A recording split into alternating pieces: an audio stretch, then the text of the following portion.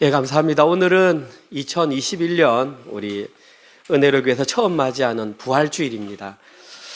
저희들은 개척한 지 얼마 안 됐기 때문에 드리는 모든 행사, 모든 상황은 다 최초입니다.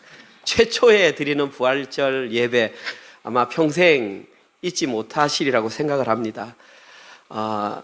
정말 부활은 너무나 우리에게 소중한 날이고 기쁜 날입니다. 그래서 그 의미가 무엇인지 한번 제가 확인해 보고 넘어가도록 하겠습니다. 다 안다고 생각하기 때문에 오늘은 우리 유초등부 학생부터 한번 물어보겠습니다. 은혜? 네 해야지. 부활절이 무슨 날일까? 하나님이 다시 사신 날이야. 오, 맞아. 우리 윤지가 조금 더 보충을 하면 뭐라고 할 수 있을까?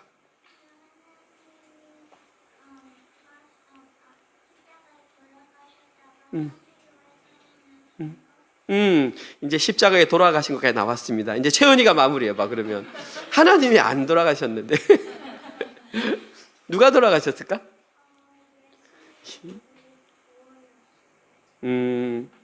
예수님이 우리를 구원하시기 위해서 다시 태어난 날, 다시 살아나신 날이 부활절이라고 했습니다. 맞습니다. 우리 유초동부 친구들도 너무나 잘 알고 있는 내용이 바로 이 부활절의 내용입니다. 부활절은 방금 친구들이 얘기했던 것처럼 예수님께서 죽음의 권세를 물리치시고 다시 살아나신 것을 그 기념한 날이 바로 부활절입니다. 부활절은 예수님을 믿는다고 하는 모든 사람들에게 있어서 가장 소중한 날이 바로 부활절입니다. 그리고 지난주에 제가 잠시 말씀드렸지만 교회력을 우리가 생각할 때에도 가장 소중한 날이 바로 부활절입니다. 심지어 그 교회력이 어떻게 시작되고 어떻게 마치는지 그 기준이 되는 날이 바로 부활절입니다. 새해가 딱 바뀌면 2021년이 시작되면 많은 사람들이 제일 먼저 찾는 것이 뭐냐면 춘분이 언제인지를 찾습니다. 춘분을 찾고 그 춘분이 지난 보름, 이걸 어려운 말로 만월이라고 합니다. 춘분이 지난 첫 번째 보름이 지난 그 주일이 바로 부활절입니다. 그래서 부활절은 해마다 바뀝니다. 해가 바뀔 때에 일단 춘분이 언제인지를 찾고 그 춘분으로부터 보름 되는 그 주일이 바로 부활절입니다. 이렇게 부활절이 정해지고 나면 그때부터 이제 교회력이 시작됩니다. 앞으로 간다. 만약에 부활절로부터 앞으로 주일을 빼고 40일 동안을 무엇이라고 할까요? 그걸 사순절이라고 부릅니다. 그리고 반대로 부활절로부터 뒤로 50일을 가는 것을 우리는 성령 강림 주일이라고 합니다. 50이라고 하는 것은 오순입니다. 그 오순절에 성령님이 오셨기 때문에 성령 강림 주일이라고 합니다. 성령 강림 주일을 지나고 나면 그 다음 주 주일을 삼위일체 주일이라고 합니다. 그리고 삼위일체 주일로부터 28번째 주일이 지나면 그때가 대강절입니다. 대강절이 무슨 날인지 아십니까? 예수님께서 오시는 것을 기다리는 대림절, 그러니까 크리스마스 4주 전부터 대강절이라고 합니다. 그리고 대강절이 지나고 나서 4주가 지나면 성탄절, 성탄절이 지나고 나서 1월 첫 주를 주현절 이렇게 합니다. 모르셔도 됩니다. 그냥 중요한 건 그 모든 교회력의 기준이 부활절로 결정이 된다. 날짜에서 볼 때나 그 의미상으로 볼 때나 부활절은 기독교인들에게 가장 중요하고 소중한 날입니다. 그래서 그 나라의 배경이 기독교로 만들어진 나라라고 말하는 나라마다 이 부활절을 그 나라에서 가장 큰 명절로 지내고 있습니다. 우리 호주도 마찬가지 그 중에 한 나라입니다. 이 나라의 배경이 기독교를 배경으로 만들어졌기 때문에 부활절을 큰 명절로 이렇게 지내고 있습니다. 그런데 한 가지 안타까운 사실은 부활절이 틀림없이 예수님께서 부활하신 날을 기념한 날임에도 불구하고 이제는 시간이 흘러가면서 점차 그 의미가 퇴색되고 이제는 다음 세대 아이들은 부활절을 뭐라고 생각하냐면 아주 긴 헐러데이라고 생각하는 지경에까지 이르게 되었습니다. 저희들은 이 시점에서 왜 그런 일이 발생했는지를 한 번쯤은 생각해 보아야 할 것입니다. 여러분들은 왜 점점점 그렇게 변해 간다라고 생각을 하십니까? 저는 여기에 대해서 한 가지 이유를 생각해 보았습니다. 그것은 바로 부활절의 이름과 관련이 있다, 이렇게 생각했습니다. 부활절은 영어로 이스터라고 합니다. 이 이스터라고 하는 말은 에오스트레라고 하는 고대 튜턴족의 신중의 하나인 봄의 여신의 이름이 에오스트레입니다. 이 여신의 이름에서 나온 이름이 바로 이스터라고 합니다. 이때의 사람들은 해마다 축제를 열었습니다. 이들이 축제를 열었던 이유는 이 봄의 여신이 생명의 시작을 알린다고 생각했기 때문에 그때 축제를 열었습니다. 이때 생명의 시작되는 것처럼 예수님께서도 다시 부활하셔서 생명의 시작을 알린다고 생각했기 때문에 그때부터 이 이스터와 부활절의 이름이 혼용되기 시작했습니다. 혼용되기 전의 이름은 뭐냐면 부활의 유월절이 그 이름이었습니다. 파스칼 데이 오브 더 레저렉션이 원래 본명이었습니다. 그럼 여기서 사용된 이 파스칼이라고 하는 단어가 히브리어 부활을 의미하는 파스카에서 왔습니다. 그런데 언제부터인가 부활의 유월절을 나타내는 이 이름은 점점 사라져가고 이스터라고 하는 이름이 그것을 대처하기 시작했던 것입니다. 이렇게 사람들 사이에 부활절의 이름이 점점점 변하면서 자연스럽게 그 의미까지도 사라져버리는 것이 아닌가, 저는 그렇게 생각을 했습니다. 세상 사람들이 오늘을 이스터 할러데이라고 말을 한다고 할지라도 이 자리에 앉아 계신 여러분들은 절대 그 부활의 의미를 잊어서는 안 됩니다. 저희들은 부활절의 의미를 제대로 이해하시고 매주일 예배를 드릴 때마다 8일째 되는 날이 주일입니다. 이 예배를 드릴 때마다 우리는 52주 동안 반복해서 부활절을 기억해야만 하는 것입니다. 저는 이 시점에 한번 진지하게 여러분에게 한번 여쭈어보고 싶습니다. 여러분들은 진정으로 부활절이 예수님께서 죽음의 권세를 물리치고 다시 살아난 그 날이라고 믿어지십니까? 아무도 대답 안 하실 줄 알았습니다. 제가 구체적으로 얘기하겠습니다. 우리 청소년 4분에게 제가 묻겠습니다. 여러분들은 진짜 예수님께서 죽음을 이기시고 다시 살아나셨다는 것이 실제의 사실로 믿어지십니까? 명찬이 믿어지십니까? 네. 예, 다 믿어진다고 우리 친구들은 얘기를 했습니다. 만약에 여러분들이 진짜 이게 실제의 사실로 믿어지신다면 우리 친구들은 정말 대단한 믿음을 가진 친구들입니다. 왜냐하면 오늘 본문에 등장하는 예수님의 첫 번째 부활을 목격했던 그 여인들이나 그 여인들로부터 예수님께서 부활하셨다는 소식을 전해 들었던 예수님의 제자들은 이 부활의 소식을 믿지 못했기 때문입니다. 적어도 여러분들은 그 당시의 제자들보다는 더 뛰어난 믿음을 지금 가지고 있다라는 사실입니다. 오늘 본문 내용을 한번 살펴보겠습니다. 1절에서 5절 내용. 안식 후 첫날 새벽에 이 여자들이 그 준비한 향품을 가지고 무덤에 가서 돌이 무덤에서 굴려 옮겨진 것을 보고 들어가니 주 예수의 시체가 보이지 아니하더라. 이로 인하여 근심할 때에 문득 찬란한 옷을 입은 두 사람이 곁에 섰는지라. 여자들이 두려워 얼굴을 땅에 대니 두 사람이 이르되 어찌 살아있는 자를 죽은 자 가운데서 찾느냐, 이렇게 말을 했습니다. 일단 오늘 본문 내용을 직접 살펴보기 전에 한 가지 먼저 짚고 넘어가야 할 것입니다. 그것이 뭐냐면 이 부활의 내용은 너무나 중요한 내용이기 때문에 사복음서 마태, 마가, 누가, 요한복음 이 사복음서의 공이 다 이 부활의 내용은 기록되어 있습니다. 그런데 여러분들이 이 사복음서의 부활 내용을 읽어보셔서 아시겠지만 이 사복음서에 기록된 부활 내용은 저자마다 각자 내용이 조금씩 차이가 있습니다. 내용이 완벽하게 일치하지 않는다라는 사실입니다. 마태는 마태대로, 마가는 마가의 특성대로, 누가는 누가의 특성대에 맞추어서 그 부활의 내용을 기록하고 있다는 것입니다. 여러분들은 진짜 기억 못하겠지만 우리 유초등부 아이들은 기억할지 모르겠습니다. 작년에 저희들이 혹시 부활절에 어떤 내용을 묵상했는지 기억하십니까? 네, 1년 전의 일을 어떻게 기억하겠습니까? 작년에 저희들은 마가복음을 묵상했습니다. 마가복음 16장 1절에서 8절 내용으로 저는 우리 친구들에게 부활의 소식을 전해요라는 제목으로 저는 설교를 한 적이 있었습니다. 작년 4월 한번 생각해 보십시오. 어떤 날이었습니까? 코비드가 완전히 한창이어서 아무도 교회 못 나오던 날이었습니다. 저는 제 혼자 하나로교회 본당에 서가지고 저 뒤에 카메라를 바라보면서 혼자 열심히 설교하고 그걸 녹화해가지고 아이들에게 이렇게 집으로 보냈던 적이 있었습니다. 그때 제가 처음 시작했던 내용이 뭐냐면 두 여인의 대화를 제가 처음으로 시작했습니다. 그 대화의 핵심 내용이 뭐냐 하면, 기억나? 인지? 그때 대화의 내용이 뭐냐면 누가 이 무덤에 돌을 굴려줄까 하는 것이 여인들의 대화의 내용이었습니다. 그러나 여인들이 무덤에 도착했을 때에 무덤 입구는 이미 열려 있었고 돌은 치워져 있었습니다.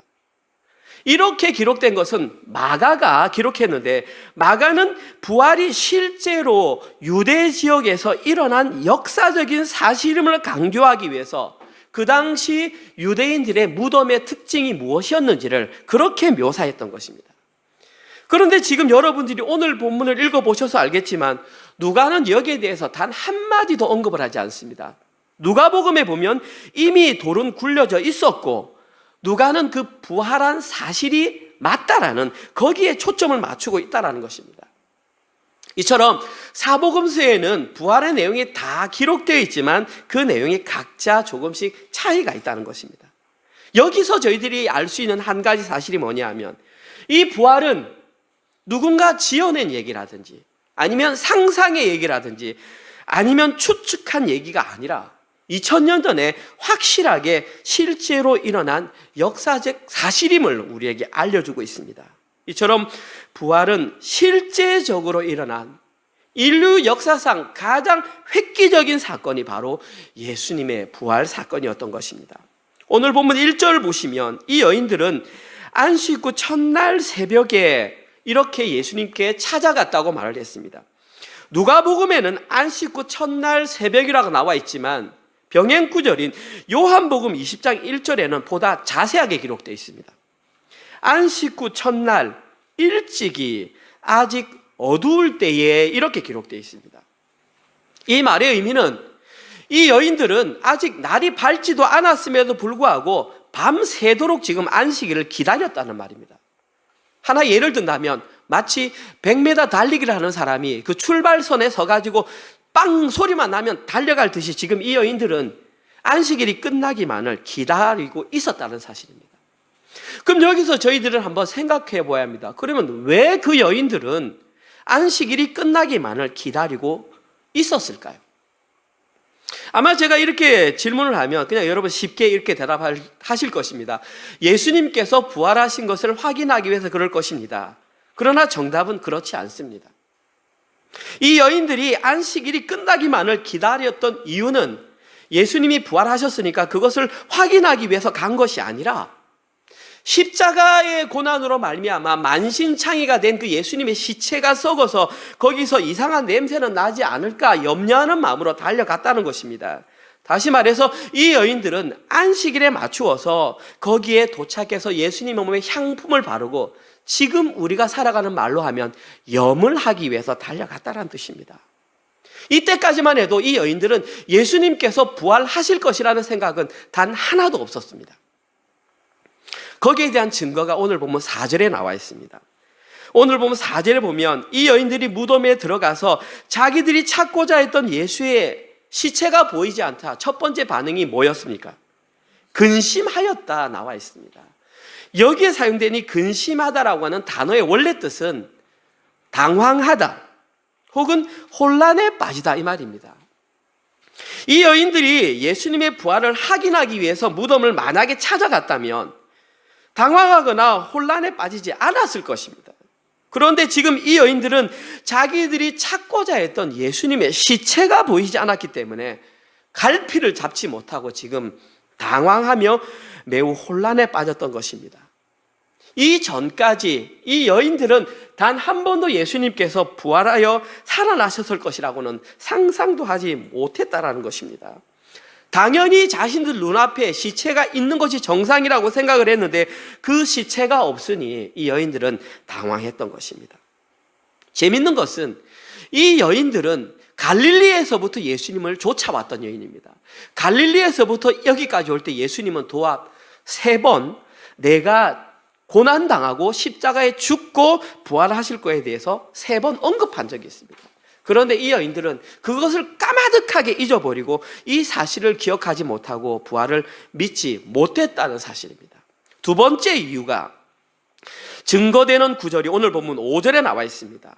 오늘 본문 5절에 보면 이 여인들이 나타낸 반응, 두 번째 반응은 두려움이었습니다. 마찬가지로 여기에 기록된 두려워이라고 하는 단어의 원래 뜻은 공포로 말미암아 이런 뜻입니다. 지금 이 여인들은 자신들의 눈으로 찬란한 옷을 입은 그 사람을 보았다는 공포로 말미암아 두려워 떨어서 지금 땅에 머리를 박고 지금 숙였다라는 그런 뜻입니다. 오늘 본문에 나타난 이 찬란한 옷을 입은 두 사람은 마태복음에는 뭐라고 표현하냐면 주의 천사라고 말을 했습니다. 마가복음에는 한 청년이라고 말을 했습니다. 좀 전에 말씀드렸던 것처럼 누가는 두 사람, 마태는 주의 천사, 마가는 한 사람. 방금 말씀드렸지만 그 내용이 일치하지 않습니다. 결론적으로 이 찬란한 옷을 입은 존재는 하나님으로부터 파송되었던 주의 천사였던 것입니다. 이 천사는 이 여인들에게 예수님께서 죽음의 권세를 이기시고 부활하신 그 사실을 알리러 온 하나님의 사자였던 것입니다. 이 여인들은 그 하나님의 사자조차도 처음에는 알아보지를 못했다라는 것입니다. 그리고 오늘 보면 6절에서 이 천사가 예수님께서는 여기에 계시지 않고 살아나셨다 그 말을 해 주었을 때 비로소 그 천사의 존재를 알아보았다 이렇게 말을 했습니다. 아직까지도 예수님께서 부활하신 것은 믿지를 못했습니다. 이렇게 예수님의 부활을 인류 최초로 목격했던 이 여인들은 3년이라는 세월 동안 예수님과 함께 있으면서 예수님께 헌신하고 예수님께 말씀을 배우고 직접 옆에 있었음에도 불구하고 처음에는 예수님의 부활을 믿지 못했다라는 사실입니다. 이처럼 예수님께서 살아나셨다는 그 부활을 믿는다는 것은 기적과 같이 어려운 일이라는 사실입니다. 오늘 본문에는 예수님의 부활을 믿지 못한 두 번째 부류의 사람, 제자들이 등장을 합니다. 오늘 본문 9절에서 12절입니다. 무덤에서 돌아가 이 모든 것을 11사도와 다른 이에게 알리니 이 여자들은 막달라 마리아와 요한나와 야고보의 모친 마리아라. 또 그들과 함께 한 다른 여자들도 이것을 사도들에게 알리니라. 사도들은 그들의 말이 허탄한 듯이 들려 믿지 아니하나 베드로는 일어나 무덤에 달려가서 구부려 들여다보니 세마포만 보이는지라 그 된 일을 놀랍게 여기며 집으로 돌아가니라.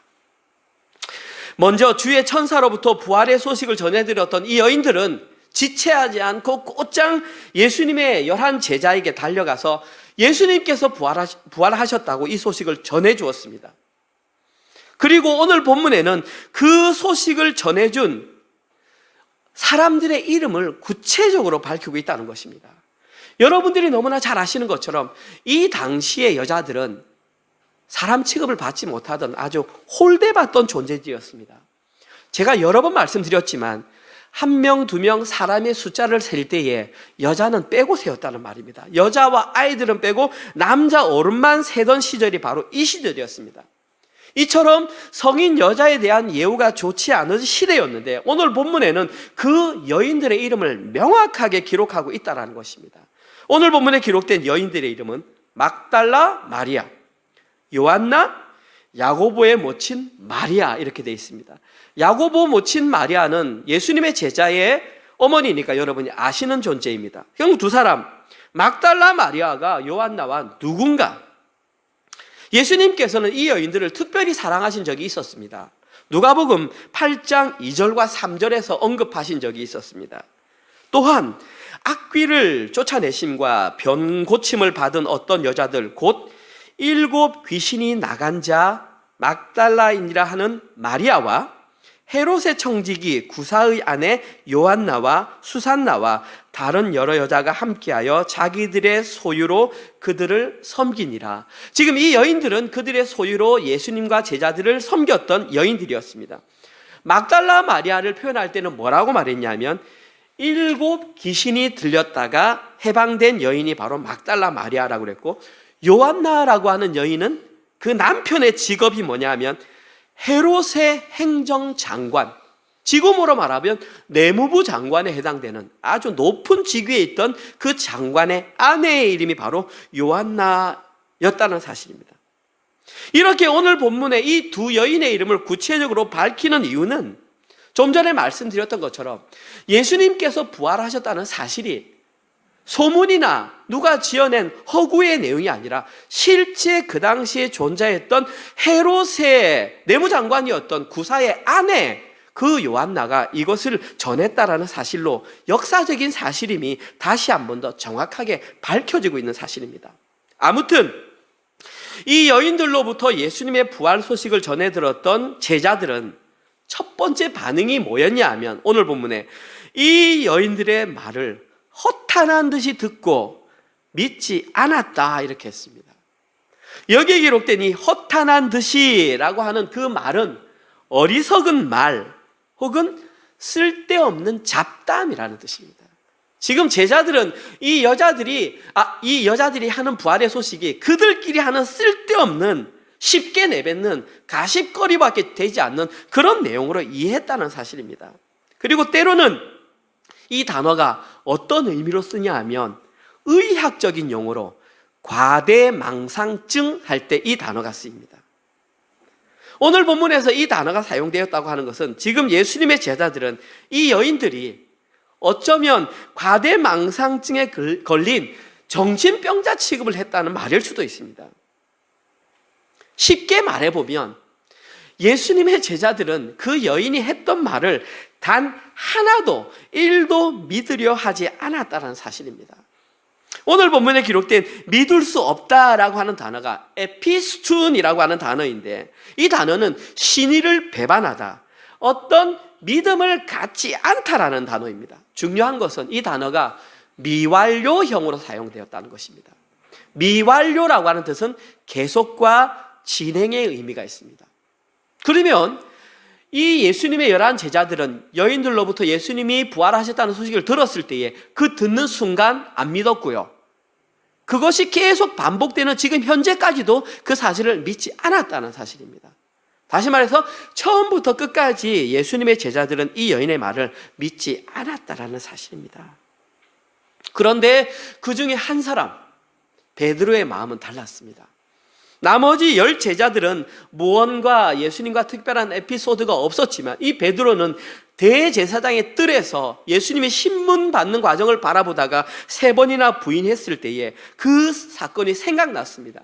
그래서 베드로는 예수님께서 부활하셨다 이 소식을 듣는 순간 그의 머릿속에는 핵폭탄이 폭발한 것과 같은 엄청난 충격이 그에게 다가왔던 것입니다. 베드로는 이 사실을 자기의 눈으로 직접 확인하지 않고는 견딜 수가 없었습니다. 그래서 이 여인들과 나머지 10 제자들과 대화를 나누고 있는데 베드로는 혼자서 달려갔습니다. 오늘 본문에는 베드로가 혼자 달려간 것으로 기록되어 있지만 요한복음에는 2 사람이 달려갔습니다. 한 명은 요한입니다. 젊은 요한과 나이 많은 베드로 중에 달려가면 누가 빨리 가겠습니까? 당연히 젊은 요한이 빨리 가죠. 요한이 먼저 도착했습니다. 요한이 먼저 도착하고 이후에 베드로가 도착해서 보니 예수님은 계시지 않고 세마포 옷만 잘 개켜져 있는 것을 보았습니다. 이때 아마도 베드로의 마음은 여인들이 느꼈던 충격보다도 아마도 훨씬 더 심한 충격을 느꼈을 것입니다. 진짜 예수님이 살아나셨다면 나는 이제 예수님의 얼굴을 어떻게 보아야 하나, 그의 마음은 아마 많은 염려로 무너졌을 것입니다. 아무튼 처음에는 부활의 소식을 믿지 못했던 제자들도 10명이 다 함께 무덤에 가서 예수님이 계시지 않은 빈 무덤을 확인한 이후에야 그들도 예수님께서 부활하신 것을 믿게 되었던 것입니다. 이처럼 예수님의 부활 소식은 그냥 흔하게 믿을 수 있는 어떤 스토리가 아닙니다. 이것은 하나님께서 특별한 은혜를 주시지 않으면 믿기 어려운 너무나 힘든 소식이라는 사실입니다. 그런데 오늘 본문에는 예수님의 부활을 보다 쉽게 믿을 수 있는 그러한 방법이 기록되어 있습니다. 그것이 바로 뭐냐 하면 예수님의 말씀을 기억하는 것입니다. 오늘 보면 6절에서 8절 사이에 기록되어 있습니다.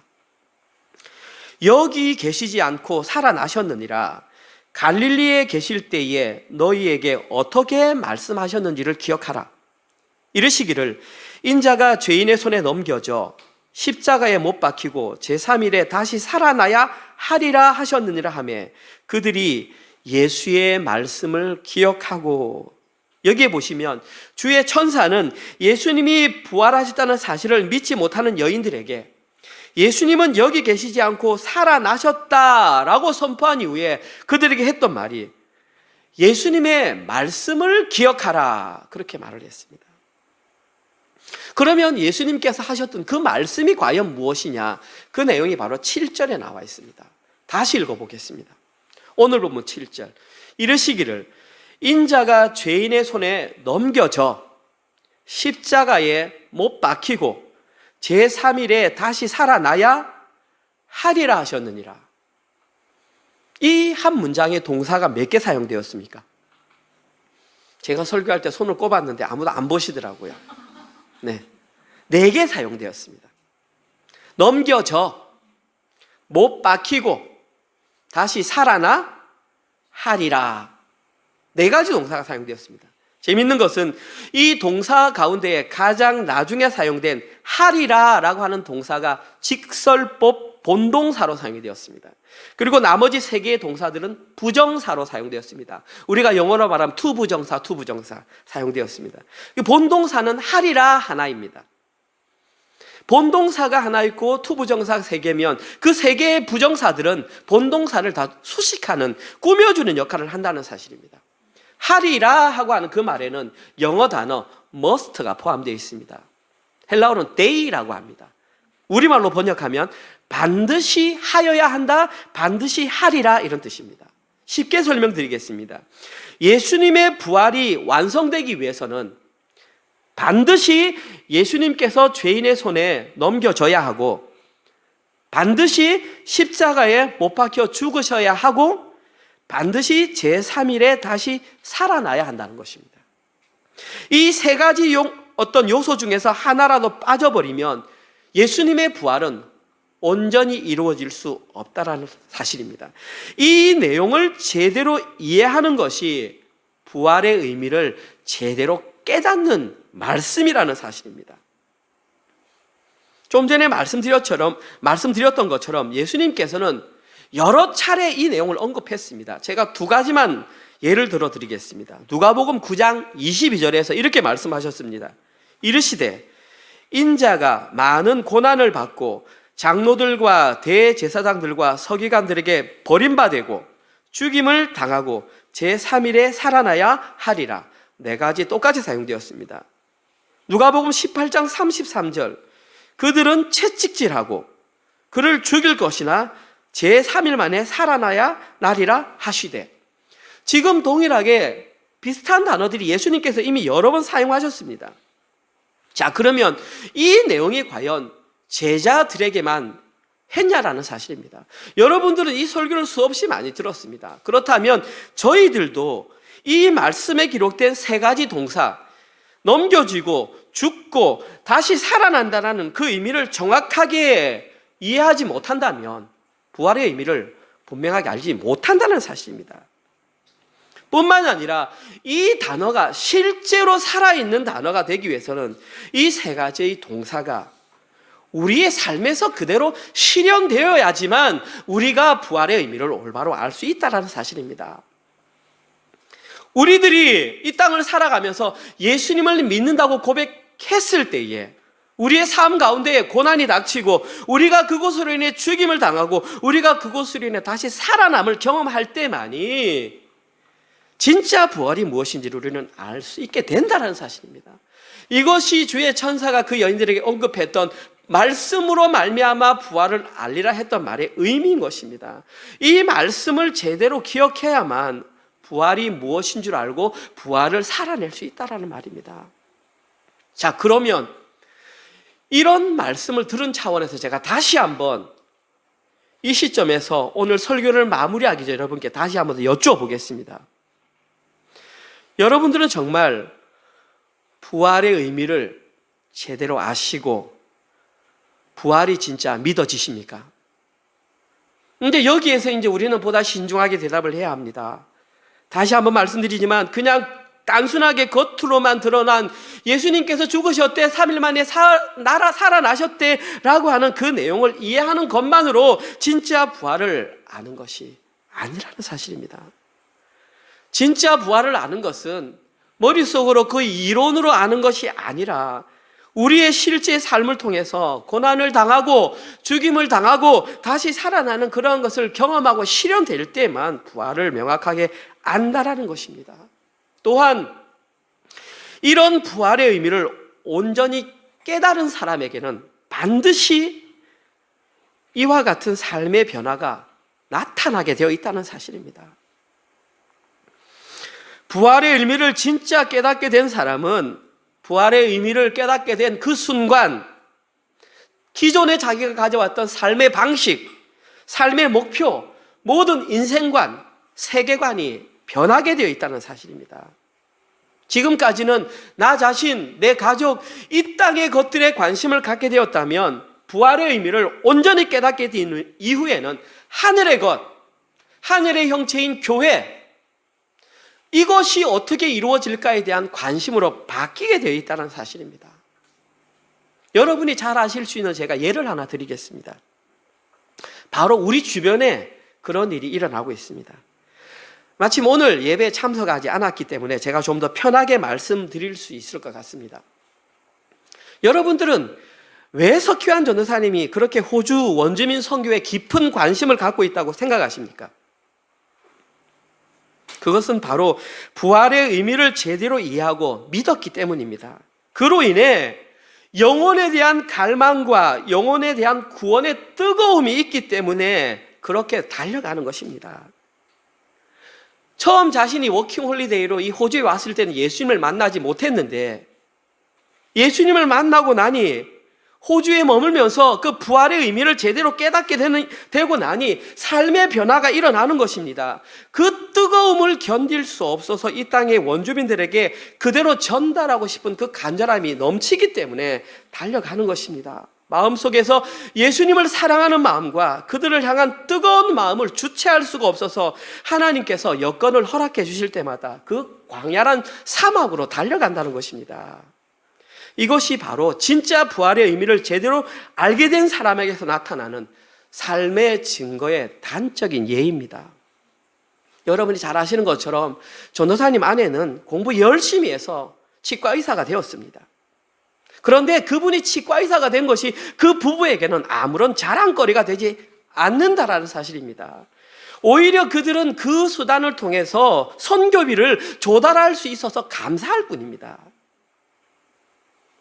저희들이 이런 분과 함께 신앙생활을 할 수 있다는 것은 저희들의 큰 행운입니다. 이렇게 자신의 실제 삶을 통해서 그렇게 살아내는 사람들을 가리켜서 요한복음에서는 제가 늘 말하듯이 진리 안에서 자유를 경험하는 사람이라고 말을 합니다.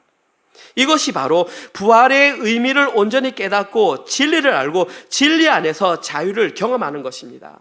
그렇게 되면 더 이상 세상의 시각과 편견과 판단과 이해관계에 연연하지 않고 살아갈 수 있는 존재가 된다는 사실입니다. 성경은 분명하게 말합니다. 예수님께서는 그런 자들의 머리가 되어주시겠다고 말씀하셨습니다. 골로새서 1장 18절. 그는 예수님입니다. 몸인 교회의 머리시라. 그가 근본이시요 죽은 자들 가운데서 먼저 나신 이시니 이는 친히 만물의 으뜸이 되려 하심이요. 예수님께서 그 사람의 머리가 되심으로 말미암아 그 머리 대신 예수님이 죽은 자들 가운데서 부활할 때에 그 몸에 붙어있는 그 자들도 함께 부활한다는 사실입니다. 이것이 바로 부활의 의미를 제대로 깨닫는 것입니다. 부활은 예수님께서 죽음 가운데서 살아나셨다는 단순한 소식이나 외침이 아니라 인류에게 새로운 삶의 방식을 공급하는 획기적인 혁명과 같은 것입니다. 부활을 아는 인류에는 두 가지 종류가 있는데, 첫 번째는 부활을 아는 인류와 부활을 알지 못하는 인류로 양분된다는 사실입니다. 선악과 사건으로 인해 잃어버렸던 그 창조 질서가 회복된 사건이 바로 부활 사건입니다.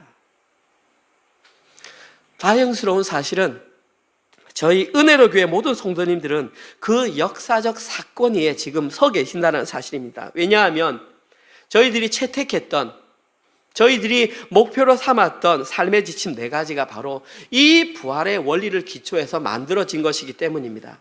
저희 교회는 오직 예수 그리스도가 우리의 머리 되심을 인정합니다. 저희 교회는 오직 십자가의 복음과 부활 신앙만을 증거합니다. 저희 교회는 진리 안에서 자유를 경험합니다. 저희 교회는 자녀들에게 올바른 진리의 말씀을 계승하는 것이 우리의 유일한 목표입니다. 이것을 날마다 마음에 새기고 살아가는 그 사람이 바로 부활의 의미를 제대로 알고 살아가는 자들입니다. 그들이 바로 우리 은혜로 교회 성도라는 사실입니다. 이것보다 기쁜 소식이 어디 있습니까? 마지막으로 고린도전서 15장 50절에서 58절을 읽고 마치겠습니다. 이 내용은 사도 바울이 고린도 교회를 향하여 부활이 무엇인지를 설명했던 내용입니다. 사도 바울이 고린도 교회에게 말을 했다면 우리 은혜로 교회도 사도 바울이 말하고 있는 것입니다. 한번 들어보시기 바랍니다. 형제들아, 내가 이것을 너희에게 말하노니 혈과 육은 하나님의 나라를 이어받을 수 없고 또한 썩는 것은 썩지 아니할 것을 유업으로 받지 못하느니라. 보라, 내가 너희에게 비밀을 말하노니 우리가 다 잠잘 것이 아니요 마지막 나팔의 순식간에 호련히 다 변화되리니 나팔 소리가 나매 죽은 자들이 썩지 아니하는 것으로 다시 살아나고 우리도 변화되리라. 이 썩을 것이 반드시 썩지 아니할 것을 입겠고 이 죽을 것이 죽지 아니함을 입으리로다. 이 썩을 것이 썩지 아니함을 입고 이 죽을 것이 죽지 아니함을 입을 때에는 사망을 삼키고 이기리라고 기록된 말씀이 이루어지리라. 사망아, 너의 승리가 어디 있느냐? 사망아, 내가 쏘는 것이 어디 있느냐? 사망이 쏘는 것은 죄요, 죄의 권능은 율법이라. 우리 주 예수 그리스도로 말미암아 우리에게 승리를 주신 하나님께 감사하노니 그러므로 내 사랑하는 형제들아, 견실하며 흔들리지 말고 항상 주의 일에 더욱 힘쓰는 자들이 되라. 이는 너희 수고가 주 안에서 헛되지 않은 줄을 알미라. 어떠십니까, 여러분? 아직도 부활이 어떤 이론이며 먼 미래에 일어날 그런 일로 생각이 되십니까? 부활은 오늘 우리의 삶 가운데 당장 실현해야 되는 것이 부활입니다. 이 땅에서 우리의 삶을 통해 넘겨짐을 당하고 죽임을 당하고 살아나는 경험을 하는 것이 진정한 부활의 의미입니다. 만약에 이 땅에서 그 경험을 하지 못한다면 아마 우리는 죽어서도 부활을 경험하지 못하게 될 것입니다. 저도 사도 바울과 같은 마음으로 여러분에게 다시 한번 간곡히 부탁드립니다. 사랑하는 내 형제들이여, 오늘 하루를 견실하시고 흔들리지 마십시오. 항상 주의 일에 더욱 힘쓰는 자들이 되십시오. 그러면 여러분들의 수고가 주 안에서 헛되지 않을 것입니다. 오늘 예배에 참여한 모든 분들이 진짜 부활의 의미를 제대로 깨달으시고 자신의 삶을 통해서 예수님께서 걸어가셨던 그 삶들이 실현되시는 모든 분들 되시기를 주님의 이름으로 축원드립니다. 아멘. 우리 다